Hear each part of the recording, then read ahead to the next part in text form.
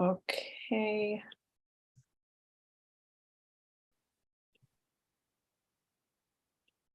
All right, and we're live. All right, good morning, good afternoon, good evening, ladies and gentlemen. Thank you all so much for tuning in and being here with us tonight. My name is Karina Halajyan, Ambassador and proud 2016 alum of Birthright Armenia. We, of course, have Birthright Armenia's Country Director, Savan Kabakyan, and guest, Dr. Varuzhan Geghamyan, Assistant Professor at Yerevan State University, as well as one of our recent alums, Behik Kolabi. We'd also like to thank the 10 organizations in our community who partnered with us to spread the word of tonight's event. The Armenian Assembly of America, Armenian Professional Network of Los Angeles, Armenian American Medical Society, Armenia Empowered, the Analysis, Research, and Planning for Armenia, ARPA organization. And the next 5 organizations are also either founded or co-founded by Birthright alumni: Bridging the Borders, She Lives Collective, Therapists for Armenia, Quidix, and the Center for Truth and Justice. Thank you all so much for partnering with us for tonight's event. And the floor is yours, Savan. Good evening, folks in the USA and Los Angeles. Always nice being online with all of you. Unfortunately, we're not going to be able to do any live questions because of the format that we have, but we're going to try to definitely pass on, some of the energy and some of the important points that we want to convey to you. I see myself as the opening act. In rock concerts, there's the opening act, and then there's the main show. Varuzhan Geghamyan, definitely hang on and listen to him. Very, very fact-based researcher and presenter. I've heard his presentations many times. I always learn something new because there's always something new coming on. So please definitely do stay on to listen to Varuzhan, and especially given today's Armenia realities, I think it's even more important for everyone to be aware of fact-based information and journalism and research concerning our most pressing issues here. Well, I think those who are joining us here live have already heard about Birthright Armenia and our partner Armenian Volunteer Corps, ABC, in the past. So we're not necessarily here giving you a brand new information, but perhaps what we're going to be doing is emphasizing some of the more important core points of what we're doing, and very importantly, how you figure into your plans for the upcoming year. For those who've heard about Birthright Armenia in the past, you might have even decided that maybe I should apply maybe this year, maybe not this year, maybe next year. Oh, not this year, maybe the following year, and so on. And we hear from a lot of people who said, I've heard about Birthright many years ago, but I just didn't get around to it. And now is the right time for me. And hopefully 2023, my friends, is the right time for all of you, because Armenia, it's an ironic situation. It has a lot of challenges. I don't need to go into any details. I think Varuzhan will talk about those, but I think both of us will kind of also talk about the importance of finding the, connecting on the promises, connecting on the solutions for Armenia. So Birthright Armenia is a bridge for all of you to not be here just for 10 days of tourism, which is a lot of fun, definitely, but to be here on a more connected, on a more engaged basis, and setting up a platform for all of you to keep re-engaging with Armenia into the future. And I think that's the important part of our program. It's not just a one-off experience, but it's basically setting up the opportunity for continued reconnection and the real engagement, real work, because Armenia, we shouldn't paint it in dire terms. It has challenges, but it has important work to do, and I think we should all focus on together on the most critical aspects of where we want Armenia to be in the next 10, 20, and 50 years. So let's get all of you started on the path. So jumping into our presentation, Birthright is about, it's for Armenians between the ages of 21 and 32. Our partner AVC is for Armenians who are already 33 and over. So even people of parents' age, grandparents' age, assuming that our listeners here are birthright age. Retirees, there's a program for everyone here in Armenia. There's a lot of accumulated knowledge around the world from years of work experience. Why not bring some of the the important knowledge here to Armenia in a good, in a productive way. So moving on to the next slide here, basically those who join Birthright Armenia are of different backgrounds, in the sense that some are from embedded Armenian communities, established and developed Armenian communities, people who've gone to Armenian school and so on. And on the other end of the spectrum, it's it's the people who have never been to an Armenian community. They've never grown up in an Armenian community. Their only Armenian connection has been an Armenian grandparent and so on.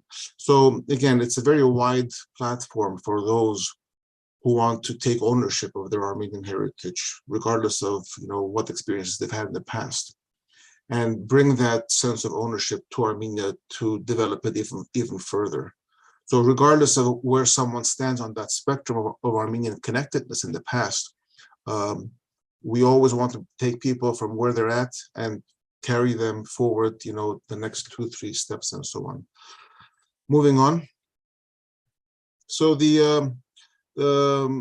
and again, the Armenian Volunteer Corps is our partner for those who are older Armenians or non-Armenians as well.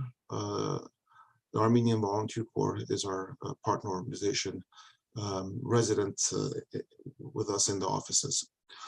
Moving on.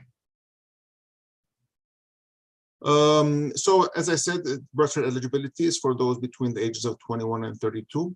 And what does 21 mean?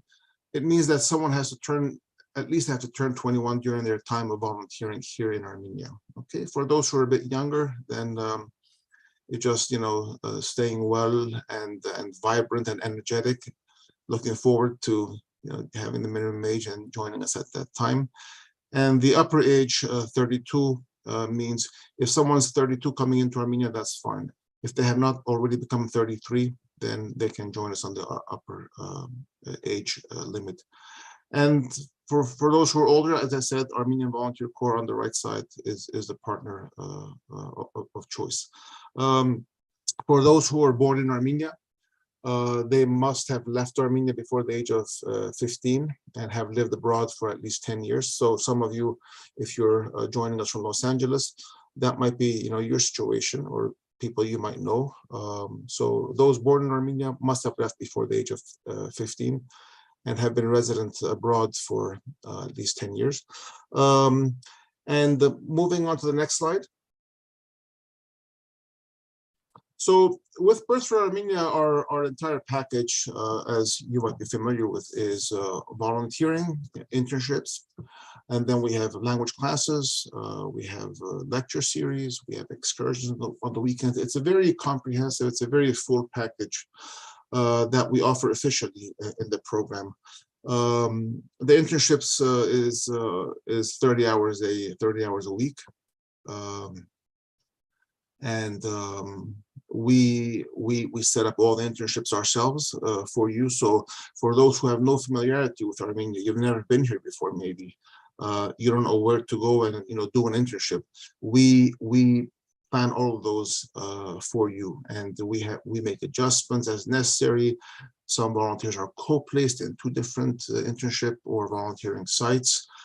Some people do things here connected to their experiences, their university education. Some people want to do something completely different. Some people who've already had some years of work experience, they want to try, they want to change their career path.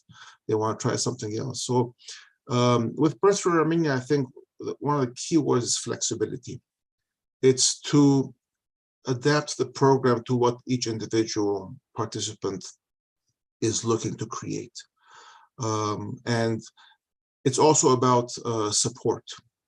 As I said, with the internships, no one needs to have known any connections in Armenia to come here and be part of our program, be placed into an internship, because our staff arranges all of that, from airport pickup all the way to all the logistical arrangements in Armenia. We take care of it. So daytime is taken up with our internships, and we'll kind of touch back on internships a bit later on as well. In the evenings, we have language classes for those who might not speak Armenian at this point in life yet, or have a very basic knowledge, or for those who speak the language but don't know how to read and write the language. We have Armenian language classes in the evening. Again, part of our program, arranged through our office, held in our offices. In the evenings, we also have a lecture series. Varuzhan Geghamyan, whom you'll hear a bit later on. He has been to our office as one example of many different topics that we cover during our forum series. Tonight is Wednesday. Over here, it's Wednesday. So tonight we're going to have a Armenian history overview lecture. So very broad topics on pretty much every sector that concerns here Armenia. In the evenings, we also have gatherings, habaks. Next week, we have 4 host families simultaneously holding cuisine classes where volunteers will get to get their hands into some Armenian food, try to make, sarma, dolma, and so on. So it's a combination of, the more important educational learning aspects, as well as the lighter, enjoying, friendships and so on. By the way, what you see here on this slide is, the official part of our program. What's also important to know is that every participant comes to our program alone. They don't know anyone else. They're coming by themselves. Their community is being formed here. So some of the questions that you might have in your mind is, I don't know anyone. I don't know the staff. I don't know other participants. I'm kind of hesitant. Is this going to be okay? And that's a question that I think many people have in their minds. And I can try to reassure you in the sense that when you land at the airport and we pick you up, that's the first point of contact that you make. That's with our driver. Orientation day will be in a few days after your arrival, or maybe the next day from your arrival. And that's when you start meeting, other individuals, other participants.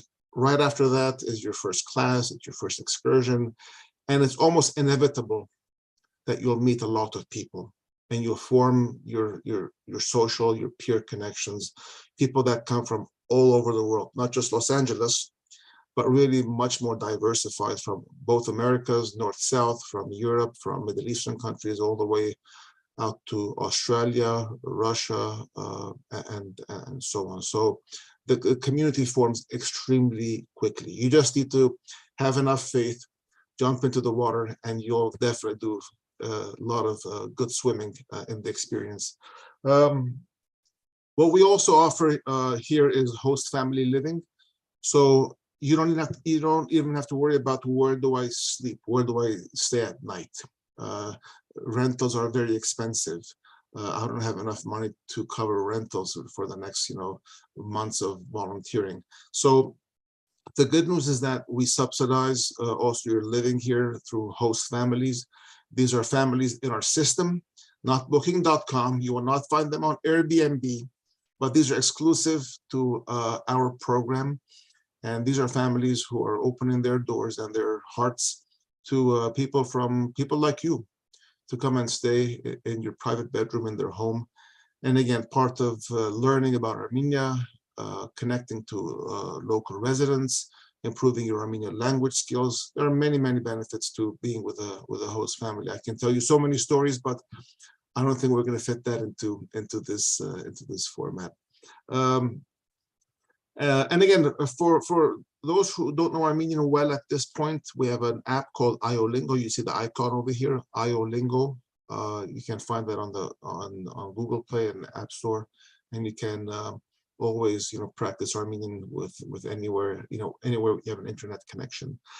So bottom line over here, once volunteering is done, Birthright Armenia is not done, ADC is not done. We have an office, we have a special team on our staff that works with those who finish volunteering, and now they're alumni, like Karina, like Vehig on this line. They are alumni. So we don't say bye-bye, have a nice life. Like we say, how can we keep working together? What's your next engagement pattern with Armenia, and how can we be of assistance to help you make that happen? Okay, and Zohrab is from our alumni Next Step team here on our call. So it's an office, also full support, anything program related or anything beyond program related that people need in terms of support. On the personal side, on the emotional side, psychological side, no one is ever alone. And that's very important to understand, because that's a concern that some people have. I don't know anyone, I'm going to be alone. And the answer is, you will never be alone. So it's an office full of support. You'll be surrounded by people just like you, coming from different countries, different backgrounds, and people connect here along with our staff. Moving on. The choice of internships and volunteering, my friends, again, is extremely broad. We have over 1,000 partners that work with us to have volunteers placed, from the IT tech sector all the way to the liberal arts, soft sciences, medical, languages, business, design, architecture. It's the entire spectrum.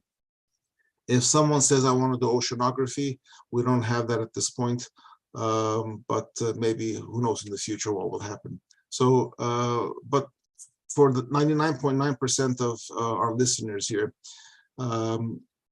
regardless of what your interests are, in terms of gaining experience, putting something on your resume, contributing back to Armenia, a combination of those two, we will have you covered.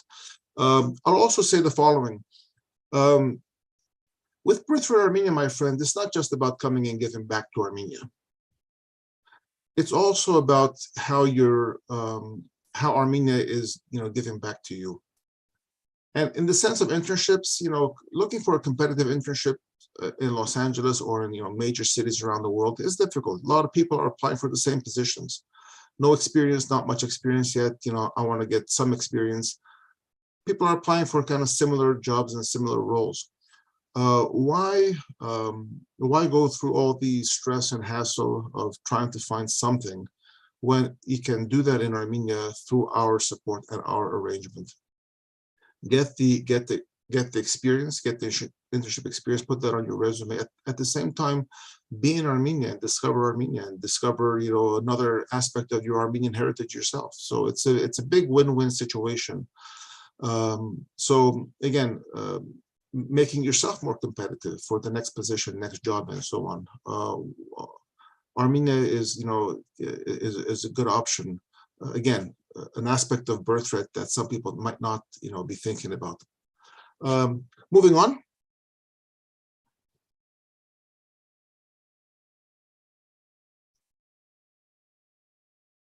So basically, my friends, the experience with Birthright Armenia, the volunteering aspect of the experience, pre-alumni status, is very diverse. On the left, the top left, you see one of the volunteers from Uruguay, working at Arm Bionics. At the bottom right, you see doing physiotherapy work with a young child. Bottom left, you see Breno from Brazil in a host family experience. By the way, we have volunteers in Yerevan, based in Yerevan. We have volunteers based in Gyumri throughout the entire year. And in the summer months, we have volunteers based in Vanatsor. So it's not just located in one city, but it's kind of geographically a bit more diverse. And In the middle on the left, you see an excursion, people going through some dance steps. You don't even have to know dancing to come to Armenia. You can learn that over here as well. So it's a very diverse set of experiences. Every week, throughout the entire year, we have things going on. Right now, we have over 60 volunteers here in country. So it's not a summer program. I think it's important to emphasize that. You can be here anytime. We have people coming in any month, even in the middle of the winter here. We have people coming in, people leave whenever they want to. A lot of people extend their stays by virtue of the experience. They extend their volunteering part of Birthright and they stay here longer. So we have a lot of flexibilities.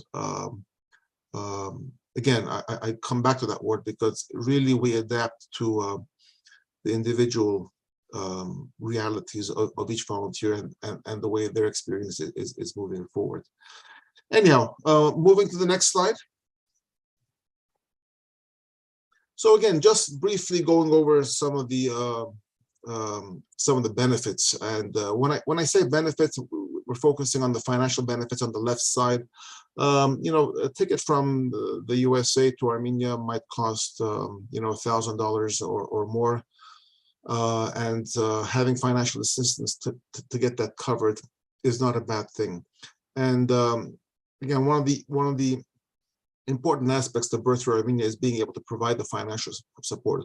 Most international volunteering experiences in any country, they actually charge volunteers to be part of their program. And that's the financial model because they need to charge because they need to sustain their operations that way.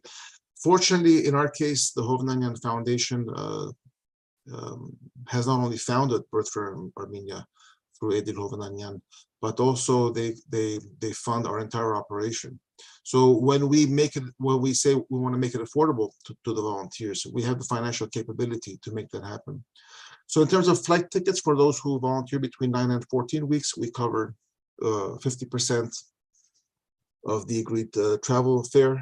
For those who stay more than 14 weeks, we cover up to 100% of the travel fare. And again, I'm going over the broad parameters of what we have. Our website, which you see on the right, birthrightarmenia.org, has a lot more information, many FAQs that you can go through. And we invite you to visit our website because that's where the application is. The host family costs, again, we cover the basic costs of living with the host family, which is, and again, going to a different country and having, pretty much free living residency is a good thing, and we offer that. For those who stay longer term, for them to afford staying here long term, more than 18 weeks, that's about 4 months, we start paying a monthly stipend to again offset the pocket expenses that people have over here. And for those who cannot cover our minimum length of stay, which by the way is 9 weeks, volunteering in the regular program is 9 weeks minimum, up to 1 year of active volunteering, 9 weeks to 1 year. But for those who have full-time jobs and they cannot stay 9 weeks, we offer the light program, Birthright Light, which is between 4 to 9 weeks, 4 to 9 weeks. It doesn't cover the financial benefits that I mentioned here, but for those who are restricted time-wise because of their vacation limitations, full-time jobs, and so on, we do offer the opportunity to still join us here in Armenia. And for those who opt to do the Birthright Light program one time, they can come back a second time and do the full 9 weeks or longer program if they wish. It's a year-round program, so we don't have application deadlines. We encourage people to apply as soon as possible. A few months in advance is absolutely beautiful. 2 months in advance is kind of like an important threshold to try to keep in mind, 2 months in advance. If someone says, can I apply 1 month in advance? I'll come back to the word flexibility. The answer is, please do so quickly and we'll try to adjust and so on. So we do have the flexibility of adjusting again to volunteer situations, volunteer realities. So we don't want anyone to say, "Oh, I'm too late to apply." It's never too late. Let's start the communication. Let's start the conversation and the process as quickly as possible. Again, it's a year-round program for those who can be here off summer. We very much encourage you to do that. Many people visit Armenia in the summer for a wedding, for scouting, camping, games, and so on. It's also very interesting and I think very exciting to be here when it's not filled with the countries and filled with too many tourists. The process for the Armenian Volunteer Corps AVC is pretty much the same in terms of application on their website, which we'll see on the next page. Let's move on, Zohrab. You see the AVC's information here on the right, their website and their contact email. Their application process is, through their website and so on. So it's a very similar experience in terms of internships, opportunities to live with the host family, excursion, and so on for participants in both programs. We are, my friends, on most social media channels. There might be a new one coming up that came up last month. We're not there yet, but we're pretty much everywhere. Plus our email address, you can write to us directly. So let's start the conversation today. When are you thinking about joining? What questions you have, what concerns you might have. Also, let us know what your background, internship choices are and so on. And we'll give you some preliminary looks as to what are some of the things that are possible. So this hopefully, my friends, is a sort of a important relationship, not only between us and you, but also between you and Armenia, and to kind of always develop that relationship, because I think it's a win-win situation for all sides. So thank you for your attention, and Karina, please take it away. Thank you, Sevan. Makes me super nostalgic. Kind of wish I was a volunteer again. So now I'll share a little bit about my experience. I went 6 years ago, and then I'll ask Behik to share her experience, as she's a much more recent alum, and I think it's really important to hear of her experience. I went in 2016. I'm a Birthright Light alum. I did 4 short teas of 4 weeks in Armenia. And I have a brief background in crisis intervention. So I volunteered at the Women's Support Center. It's a fantastic, phenomenal organization of incredible women who help save the lives of women who have survived domestic violence and helping them through their healing process. And a memorable time for me, the whole thing was memorable, of course, but I was lucky enough to go to Artsakh, and we stayed in Shushi, and we went to Stepanakert, and we were able to meet with locals and share a bottle of wine with them, which I thought was a fantastic way to engage the diasporan Armenians with the locals.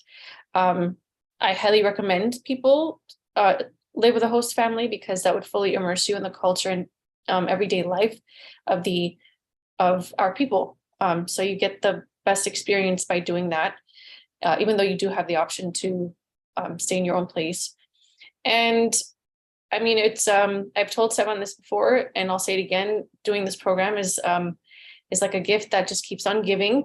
I stayed active and became involved in the Armenian community because of this program when I went back home, and it reintroduced me to a side of myself that I hadn't been involved with since high school. I went to Armenian school, and doing this program just reintroduced me to my community, and I'm always grateful for the opportunity that I had to participate. And it's a great growing experience. You learn about yourself, and it really truly is the journey of self-discovery. And I highly encourage people, if they can, to stay as long as they can and to try different things. As Sevan mentioned, there's hundreds. I'd be surprised if it's not 1,000 organizations that you partner with yet, and try different things. Do things that are outside of your experience and outside of what you're looking for, because it'll only expand your skill set and help you grow personally and professionally and create a very strong connection and everlasting bridge with your motherland that you will always keep connected and always go back to. So that's my little spiel. And I will pass it on to Vahik. By the way, Oh, sorry, Vahik, just very quickly, I introduced Zohrab from our alumni Next Step team. Also behind the camera there is Lida, my teammate who works exclusively with alumni. Vahik. yeah. So I joined Birthright in 2021, September. I had graduated in 2020, and I was in a stage of my life where I didn't know what I wanted to do. I had graduated with a degree I wasn't sure I wanted to pursue, and I needed like a change in my life. So I joined Birthright, and I started off volunteering in a marketing at a women's shelter, and I wanted to change it, and they were so like accommodating, and I found another job quickly after at UATE, which was the Union of Advanced Technology Enterprises, the tech union of Armenia. I was doing project management, and I slowly started realizing like this is what I want to do for my career. After a few months, they offered me a job, and I worked with them. I left Armenia in October this year, which was a year, over a year of being in Armenia, but I still work with them, and I know now I see a future in Armenia, and like I'm just working now to make sure I have a future back in Armenia. So yeah, but I highly recommend Birthright to everyone. It was probably the best decision in my life. I met friends all over the world. Like I've traveled a lot since being in Armenia, and I went to France, I went to Germany, I went to different parts of the US, and I've had friends literally all of those cities and countries that I've been to, which is something I didn't have before. I know my career, I've made friends for life, and it was definitely the best experience of my life. And I'd say, being from LA, we're kind of in a bubble of like, oh, we need to hustle and we need to like get to the next goal in life. But this 1 year of my life was something that changed it completely, and I highly recommend it to everyone. So yeah, that's my spiel. Thank you, Vahik. We did have two questions in the YouTube chat. Bettina asked if the internships are paid, and I said, to my knowledge, no, because it wasn't when I was there. And how long is Birthright Light? And I said 4 to 9 weeks. So if you want to touch on that, Sevan, before we move forward. Yeah, Karina, you gave the perfect answers. The internships are not paid, and we because they're not paid and you're volunteering your time here, all the financial benefits that we talk about, are very important, because since you're not being paid and you're here, on your own financial account, we try to minimize the expenses. So to answer the specific question of how much do I need to save up, to spend a month in Armenia, if someone's staying with the host family and they're living, economically, spending between $300, $400 and so on is something that a lot of volunteers, manage with. So if you're here, 2 months, 3 months, and so on, you just multiply that number. For those who are spending a bit more freely, more restaurant, sit-down restaurants and so on, you're going to add to that 500 plus. And then for those who want to be here more lavishly as a volunteer, you're going to look at, $700, $800 and so on plus. But for those who are here with a set amount of savings, on the economical side of things, something around $300, $400 is, I think, is very, very doable. Because again, assuming that we're covering the airplane tickets and you're not staying, you're staying with the host family of ours. Thanks for the question. Yes, thank you. If there's any other questions, please feel free to ask in the YouTube chat. Otherwise, we can move forward. If there's anything else that you'd like to emphasize, by all means, do share, because we know that you were there during a very sensitive time as well. But then if there's nothing else that you'd like to share, I defer it back to someone. I would just say, like, I know when I was going, my parents, they had a concern of COVID and the war. And of course, I understand their concerns, but I actually felt safer being there than I did back here. I think it's really not as bad as people make it seem. I think media also plays it up. Of course, things are happening along the border, but Birthright does a great job of making sure you're safe and making sure you're informed on like what the actual situation is and what you need to do in those situations. So if anyone has any doubts like of the political climate and also COVID was more of a thing back then, it definitely was not an issue while I was there at all. Awesome. Thank you. Yeah, I was there in 2016 when there was the war in April. My mom was like, "What? You're gonna go to Artsakh?" I was like, "Yeah, of course I'm gonna go," and everything was fine, and they kept us safe. Everything was great. So to that note, I agree. Thank you for sharing, Faye. Sevan, back to you. Well, that's all from our side, my friends. I think we've covered the program, and we're waiting for your inquiries. We're waiting for your communication with us. So it's not just all about this YouTube chat and we're done. Join us on the website. Send us an inquiry, and let's start the communication. And again, starting the communication doesn't mean your commitment and you're going to be here in 2 months. It's just let's start the conversation, because you need to sort things out in your life, in your realities, financially. You have to arrange it, taking time off from your life and so on.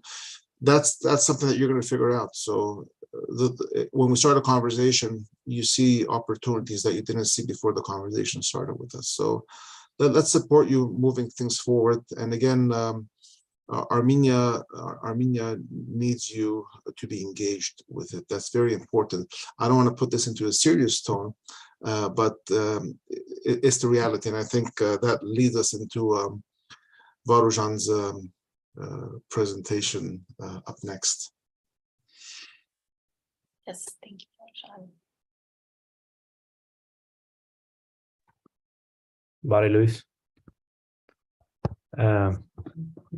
Good evening, Barry Luis, or good afternoon. I don't know where you are watching currently the session. Sevan, I was told to be prepared for kind of question and answer session. So what's the format we're going to do? I'm ready for any format you want. Yeah, Varuzhan, when you speak with us, when you come to our office, kind of giving people a flavor of some of the things that we do. It's one topic, obviously, but the geopolitical realities around Armenia, I think, is something that everyone watches, and whether they're in Sydney or in Los Angeles, it's people want to know what's going on, what's the situation. There's a lot of media that says everything, and there's a lot of interpreters of media which say a lot more things, and all that noise can be confusing. In ways, some people get depressed and disillusioned and lost, and they just disconnect. I think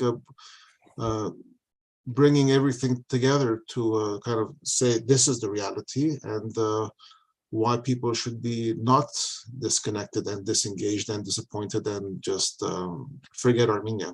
And Sure. Thank you again. And I want to use the opportunity to say again that Birthright is doing absolutely a great job, and what you are guys doing for this more than 10 years, if I'm not mistaken. This is incredible added value to the Armenian state and Armenian society, both in Armenia and in diaspora. So thank you very much, and I really appreciate what you do. Coming to the most probably important question, which is being asked during this 2 years, is what's going on and what is going to happen with Armenia and Armenians in the upcoming months or years, because like everybody, no matter how much he is or she is interested in politics or geopolitics or following news, no matter how much you are engaged in this media flow, you certainly witness that something changes, and when something really changes very fast, and sometimes sometimes even dramatically. In the recent 2 years, we have, after the war, we have so many border skirmishes. We had invasions into the sovereign territory of Armenia. We had a lot of, let's say, small but important crises in both the borders of the Republic of Armenia and in Artsakh. So, I mean, if you follow, but not that much deep, you'll see that there is something happening and there is a process. So what's going on? What's the process is? Well, to understand what's going on in Armenia, we should understand what's going on around Armenia, because Armenia is not an island somewhere in the Atlantic or Pacific, but it's rather a very important critical point in the map of the Middle East. And there was a joke years ago that the most peaceful place in the Middle East is Lebanon. Imagine how difficult it is to live in the Middle East.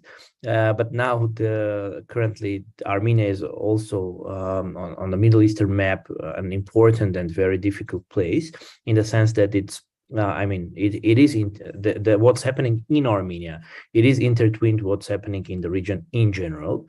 So, I mean, it's very important to understand the regional context, and to give just bullets on this. We should mention first of all that the sub-region of South Caucasus, where Armenia is located, it is one of the battlefields, let's say, for the geopolitical competition for many players, not only those who are neighbors with this small region, but also those who are playing on the general Middle Eastern map. It can be, I mean, easily traced that EU, US, Russia, China are very engaged in the processes happening here, no matter how much we see them on the surface.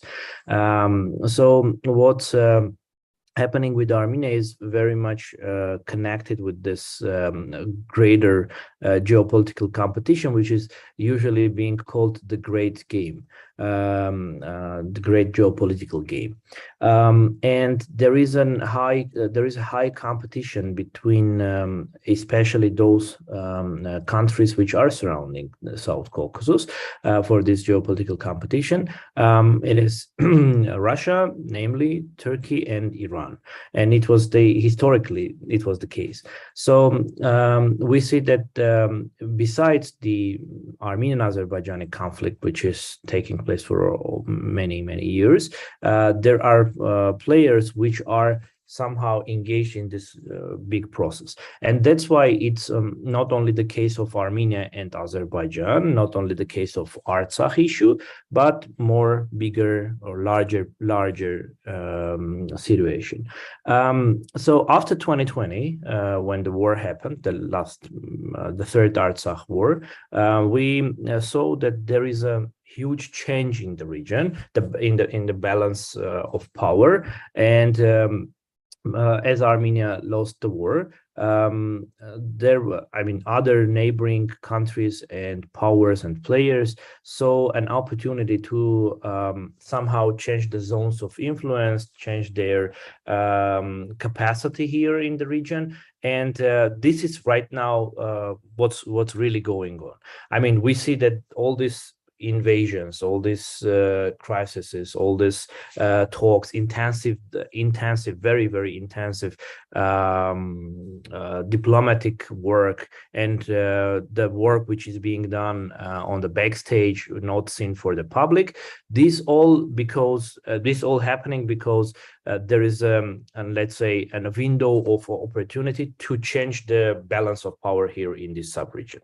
So sometimes it is being, I mean, this changes or this transformation is has a huge cost, and this is sometimes like lives and lost villages and other casualties. So The most important thing here to mention for us, I mean, the most primarily important critical thing for us, for Armenians, it is that the two countries neighboring Armenia, Turkey and Azerbaijan, are trying to put a lot of pressure on Armenia to finally, let's say, get rid or not be involved in the Artsakh issue anymore. And this is in these 2 years, we see the constant work on this. Of course, through the pan-Armenian, let's say, efforts, this has not happened, at least for now, and this should be continued. And here I would like to connect what I'm saying with presentation of Sevan, that we really right now need everybody. If before 2020 we were talking about like pan-Armenian efforts, that every Armenian is important, and the effort of any Armenian living anywhere from Sydney to Los Angeles is important for the Armenian nation and Armenian state. Now we can say the same, but with like 10 times more, let's say, effort, because currently there is an not typical situation, let's say not an ordinary situation, as there are many, let's say, positions where we need much more people, we need much more skills and efforts, and here where we need people from diaspora, especially from abroad, because they can bring, let's say, new skills, new understanding, and help to fill the gap in the spheres, starting from diplomacy up to the internal politics. And the last thing is that, as I said, this is not an ordinary situation, but at the same time, this is very ordinary situation in the large scale timeline, let's say, because in the history of Armenia and actually in the history of Middle East, where Armenia is, such kind of situations are a typical thing. I mean, in a process of state building, you have so many cases when you need to be prepared for let's say, challenges which are not an ordinary thing, but still ordinary in a sense that this is not the first time you are facing these challenges. And right now, with the aggression by Turkey and Azerbaijan, and with the challenges that we really see right now after 2020 war, we actually need to use the past, but let's say, background and experience we had before, and somehow overcome this situation. Unfortunately, I can say that this intense pressure on Armenia on the Artsakh issue and Sunni issue, which is being important, let's say, foreign policy priorities for Turkey and Azerbaijan, to push on Armenia and to make it get rid of Artsakh and to open the so-called Zangezur corridor in Sunni, are still number one priority foreign policy tasks for Baku and Ankara. So, I mean, the pressure is going to be there in the upcoming months as well. And the only way to sustain this is to somehow develop the state capacity and the national, let's say, resistance to this pressure, because it is starting this pressure is not starting only on the borders of Armenia, but rather on the borders of Armenian nation. And this starts in Los Angeles as well, in Sydney and in Moscow, because you see a lot of pressure on the Armenian diaspora organizations, activists, and everybody who is trying to, let's say, be active no matter what. So that's why it is also important to keep this front line also in diaspora. And here again, Birthright Armenia and other organizations are very critical in organizing, keeping, informing people that every effort is very important currently. So this is a very, very brief Sevan, I did on the situation. So if there are questions, I'm ready to answer. Right. Yeah, Karina will let us know if there are any questions that come up on the YouTube chat to Varuzhan. Varuzhan, let me ask, more follow-up questions. I mean, we are consumers of information, and we're consumers of information concerning Armenia, and people sitting all over the world, they get something on their Facebook feed, they watch a certain channel and so on. Yeah. And a lot of times they hear things that are in disagreement with each other. I hear this about this situation. I hear this. Someone says this. Someone says this. What would you advise as an academic person who wants to be always fact-based and not just pure propaganda-based? Yeah. How would you encourage people to sift the information, the reality from the fluff and so on? What would be your advice on that? Thank you, Sevan, for the question. It's really important because one of the main front lines, or even I can say one of the battlefields of the current situation is, of course, it's an informational battlefield, and many things are happening virtually, and then what happens there, what is being constructed there virtually, it is then being imposed on people. Sometimes, I mean, not. This is the situation, and what we need to do is to, for example, really get it is to forget about Artsakh, for example, because I mean nothing can be done there, and disappointment is being like circulating all over the Armenian, let's say, communities, and in Armenia as well. So the information battlefield is very important, and every Armenian has something to do there.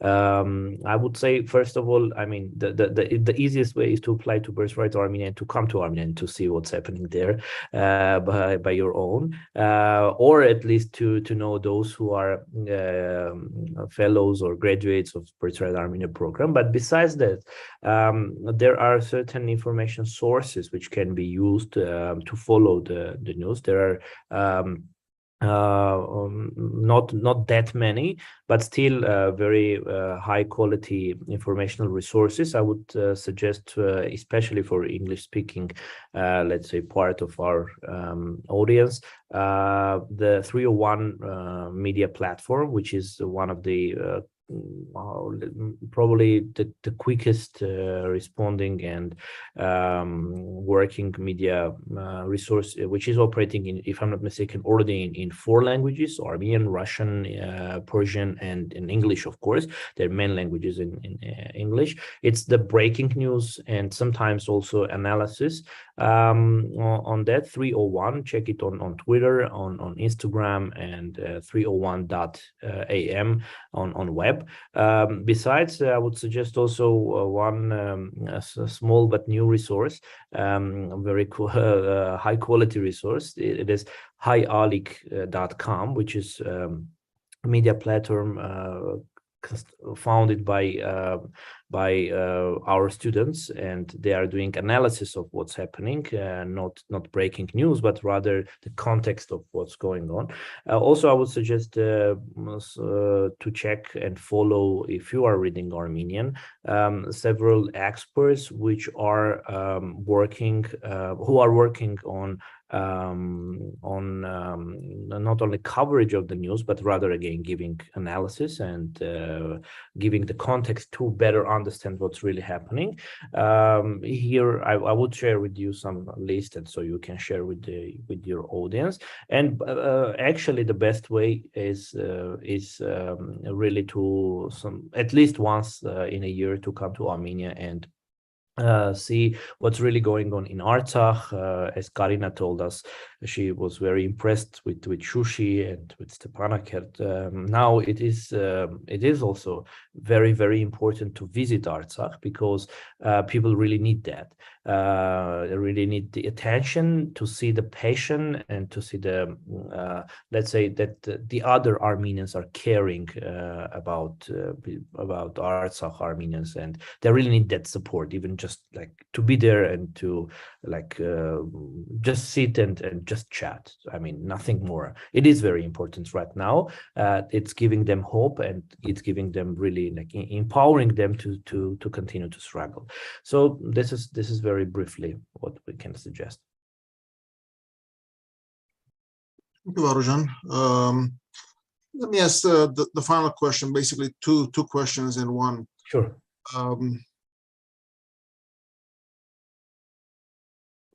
Again, on the issue of, this disillusionment and depression, and I'm helpless, I don't know what to do.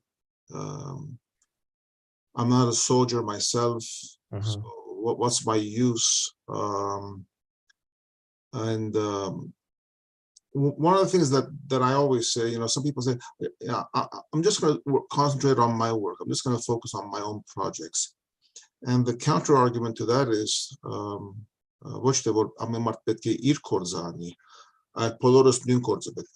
all have to do the same work. And regardless of whether you're an engineer or you're a psychologist or you're whatever, kind of get people together thinking and syncing together on the core important issues as we have our own separate realities and so on. What would you say to that, Varuzhan? Sure. Thank you, Sevan. Again, very, very important question.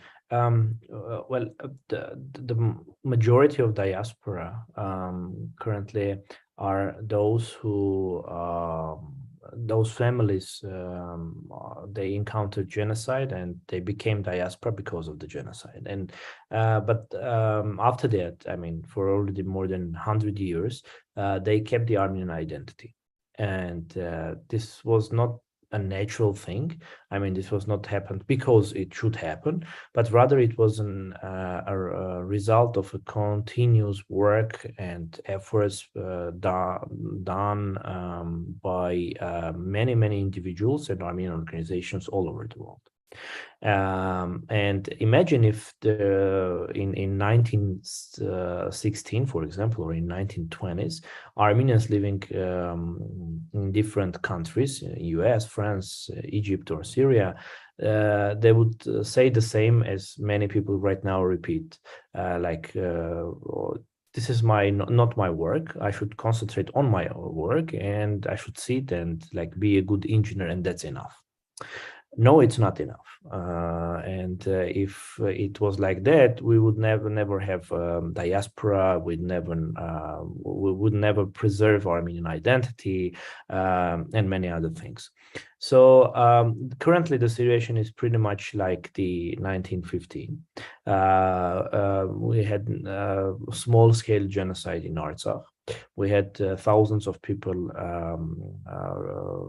left without homes and without their homeland. And we have currently a very high chance to encounter even bigger, let's say, massacre and genocide in Artsakh and in border regions of Armenia. The last border invasion in the Syunik province and in Vayozdor province were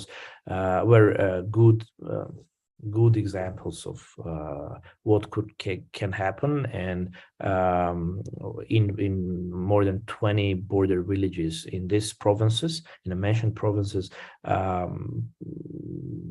people like women, children, they had to go out of the villages. So I mean, there is a real risk. Okay, but it doesn't mean that there is no way to escape this, to avoid this, and to overcome this challenge. But for this, we need what you said. We need to do the same work. I mean, first of all, we need to understand what's really happening, not be inactive and not be passive, saying that no, it's not my own job. I have no family on the border, and I have no interest in politics, so I should be out of all these conversations, and I'm going to be very happy with the Eurovision and other things happening in the central streets of Yerevan.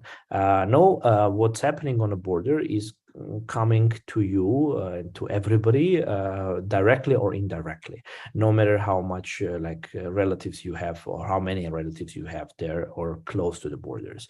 And it is coming to diaspora as well. I mean, the strong Armenia is the sole guarantee for strong diaspora, and weak Armenia is definitely going to bring a weak diaspora. So it is like touching every Armenian. So the first thing is to be not just a passive user consumer of information, but rather to dig out and to see what can be what really happening. So this is the first step. The second step is to understand in this big picture what I can personally do. And there are many things that personally everybody can do. The first thing is, for example, right now, to raise awareness about, for example, those 40,000 Armenians who are in fact currently homeless, those from Shushi, from Hadrut, from Karvachar and Kashata. 40,000 Armenians. And unfortunately, no Armenian NGO, or at least, like, if I'm not mistaken, like only one or two NGOs, both in Armenia and diaspora, are working with this huge amount of people, which really needs us. And Karine mentioned Women's Center in where she worked.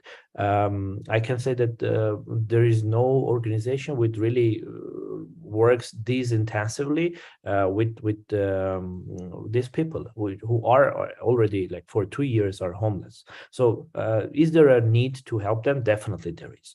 And are there people who can raise awareness here in Armenia, in diaspora, work with the international organizations, make pressure on the international organizations, make pressure on the governments to raise questions about this, the future and the fate of these people? Yes, definitely there is a need. And here, like, this is only one sphere, and I can bring many examples where really we can make difference. So the second thing is to know that knowing that there are problems, find where our own effort, our own added value can bring really change. And the third thing is, of course, to, let's say, create a solidarity in society, in Armenia and in diaspora, on the, let's say, red lines and important critical questions for the Armenian state and Armenian nation in general. Because what really we right now are encountering or facing, this is as I said, at the same time, it's an unprecedented challenge and a very ordinary challenge for the Armenian nation. But to make this unprecedented challenge an ordinary challenge, we really need national unity and solidarity. For this, we need to be active as grassroots organizations.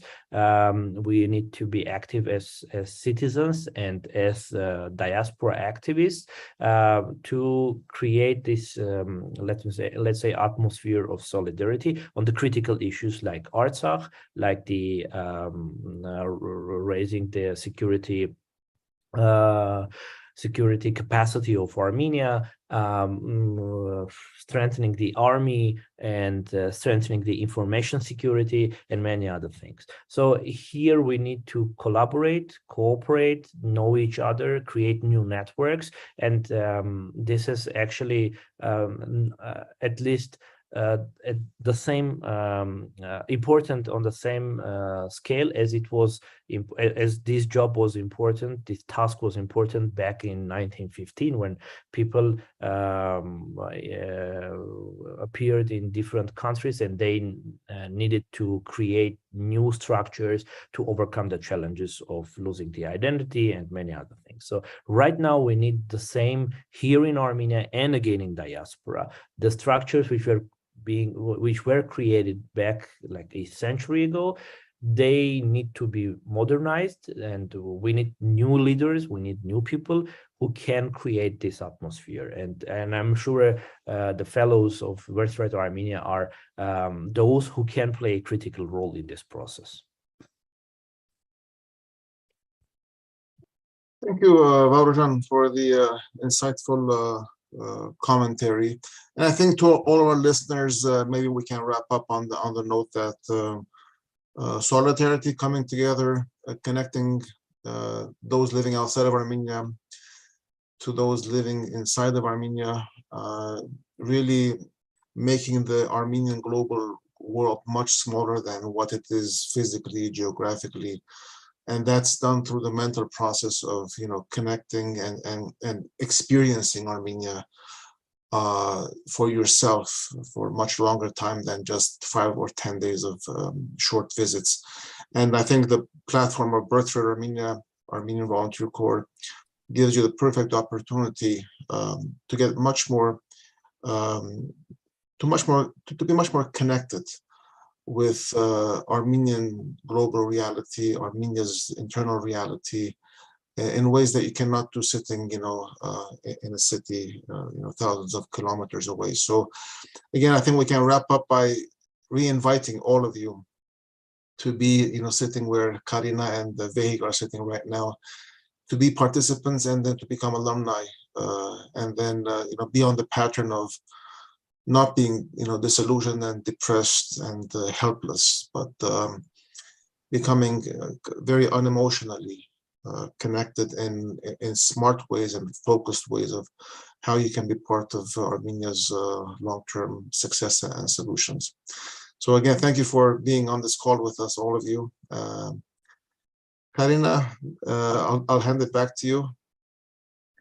Thank you, Sevan. Thank you so much, Varuzhan. That was awesome. And for being here.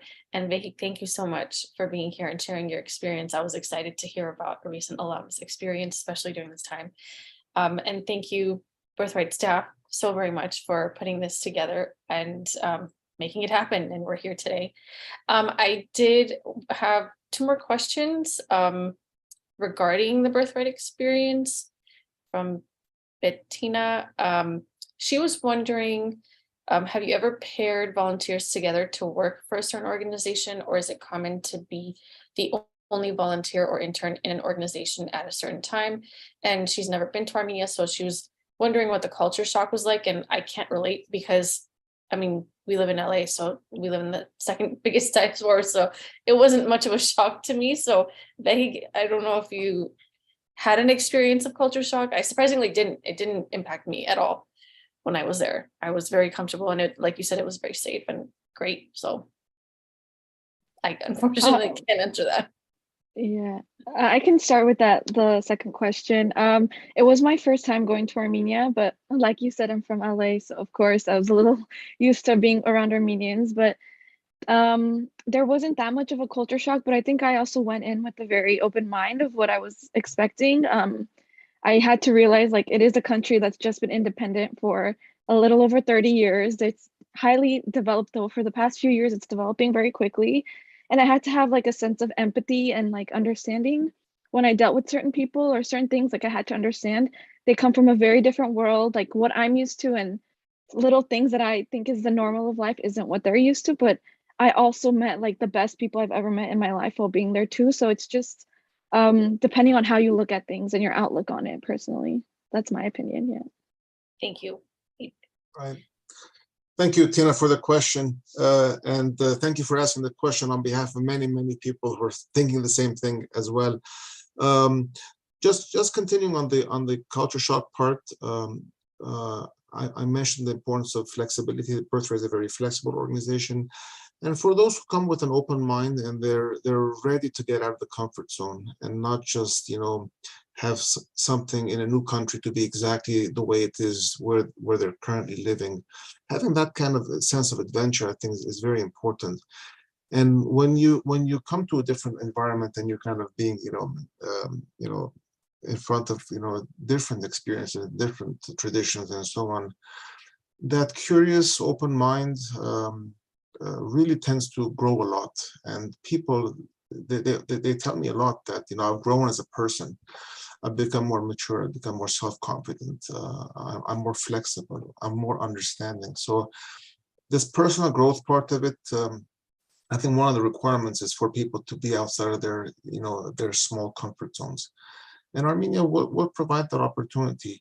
We've never lost any volunteer due to culture shock, such that they never recovered. That never happens. Everything is extremely manageable. So it's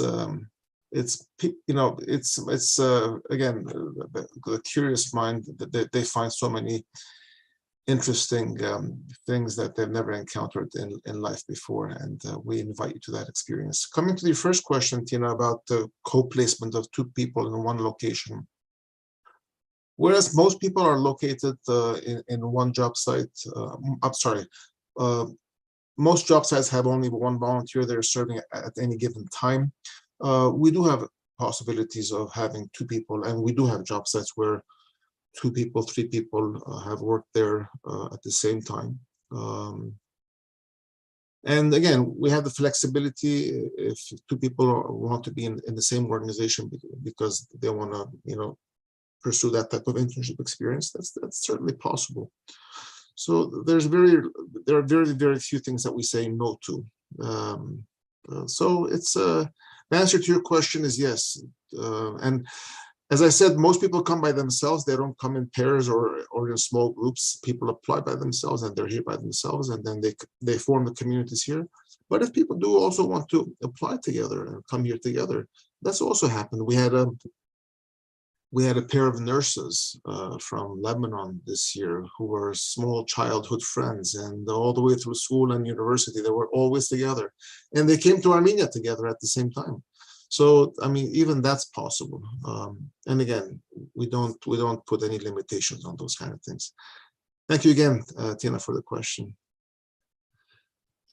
Thank you everyone for answering. I think that was it. Yeah, that was it. So that is all. Thank you everyone again so much. And thank you Zorab and Lida as well for coming together. This was great. And we will share the link for everyone to watch at their leisure on their own time. Something you definitely don't want to miss. And have a great morning, afternoon, evening. And we look forward to seeing you at the next event and session.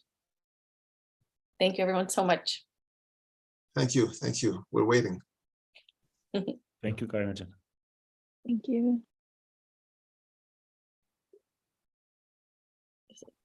Stop. We're still live.